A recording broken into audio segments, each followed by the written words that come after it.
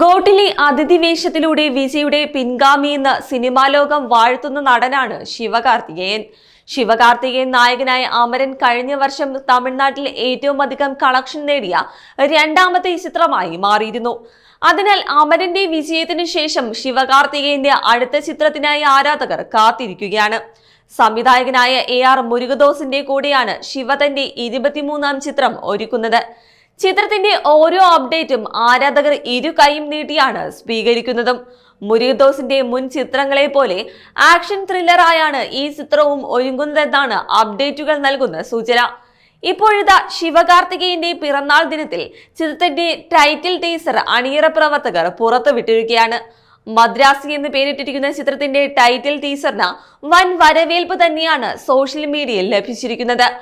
ആക്ഷനും മാസം ചേർത്ത് ഒരുക്കിയ ടീസർ ചിത്രത്തിന്റെ പ്രതീക്ഷ വർദ്ധിപ്പിച്ചിരിക്കുകയാണ്. ബോളിവുഡ് താരം വിദ്യുത് ജംവാളാണ് ചിത്രത്തിൽ വില്ലനായി എത്തുന്നത്.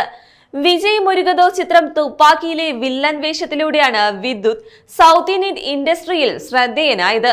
ഒരിക്കൽ കൂടി തമിഴിൽ വില്ലനായി വിദ്യുത് എത്തുമ്പോൾ സിനിമാ പ്രേമികളും ആവേശത്തിലാണ്. മലയാളികളുടെ ഇഷ്ടതാരമായ ബിജു മേനോനും ചിത്രത്തിൽ സുപ്രധാന വേഷത്തിലെത്തുന്നുണ്ട്.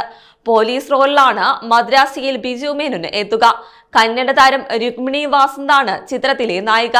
സൗത്ത് ഇന്ത്യൻ സെൻസേഷനായ അനിരുദ്ധാണ് ചിത്രത്തിന്റെ സംഗീതം.